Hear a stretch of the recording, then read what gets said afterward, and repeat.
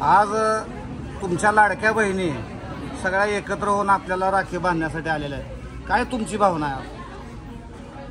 मी नेहमीच बहिणींच्या बाजूने उभा राहणारा एक भाऊ गेल्या अनेक वर्षापासून आहे।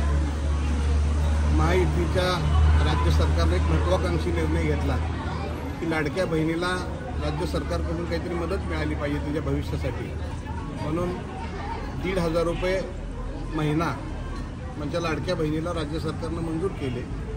आणि आज लाखोच्या संख्येनं आमच्या लाडक्या बहिणीच्या खात्यावर 3,000 रुपये जमा झालेले आहेत। आणि त्यासाठी या सगळ्या लाडक्या बहिणी आज भावाची आठवण म्हणून या ठिकाणी मोठ्या संख्येनं उपस्थित झालेल्या आहेत। आणि या सगळ्या बहिणी आज अतिशय समाधानानं आनंदानं या ठिकाणी राखी बांधण्यासाठी आलेल्या आहेत। आणि त्यामुळं एक महिला वर्गामध्ये आमच्या बहिणींच्यामध्ये एक चांगलं आनंदाचं वातावरण या ठिकाणी निर्माण झालेलं आहे। त्यामुळे राज्य सरकारचं मी मनापासून या ठिकाणी आभार मानतो आणि असंच लाडक्या बहिणीवर राज्य सरकारचं लक्ष असावं अशी मी पांडुरंगाची चरणी प्रार्थना करतो। धन्यवाद। आज आपण लाडकी बहीण म्हणून सोन्याची राखी दिलेली, काय भावना आहे तुमचे भाऊ म्हणून? आज भाऊ म्हणून जे सांगायचं म्हणलं तर काय सांगावं हे सुद्धा कळत नाही। तर ही भाऊजी आज या माझ्या बहिणी जी जमलेल्या आहेत त्या पहिल्यांदा सांगते, माझ्या भावानं माझ्या माता बहिणी जमल्या त्या ह्यांच्या डुईवर बांधला फेट्याचा तुरा आणि ही जलमलाय काकी साहेबांचा हिरा।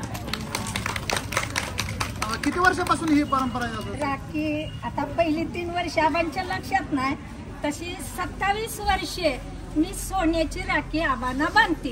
तर आबांची सोन्याची राखी बांधण्यामागं माझा इतिहास काय आहे? माझा सख्खा भाव मला खताला पैसे मागत होता आणि माझ्याजवळ पैसे होतं, मी दिलं नाही त्यांना, त्यांनी राखी बांधून घेतली नाही माझ्याकडून। म्हणून मी त्या दिवशी हे केलं की मला सोन्याच्या मोलाचा भाव आहे, तुला धाग्याची बांधते तर तू बांधून घे ना, मला सोन्याच्या मोलाचा भाव आहे। त्या दिवसानं चुलत सक्का जोडल्याला ही हातच बाटला नाही, फक्त ह्या सोन्याच्या मनगटात माझ्या ह्या सोन्यासारख्या भावाला मी सोन्याची राखी आज 27 वर्ष मी बांधते।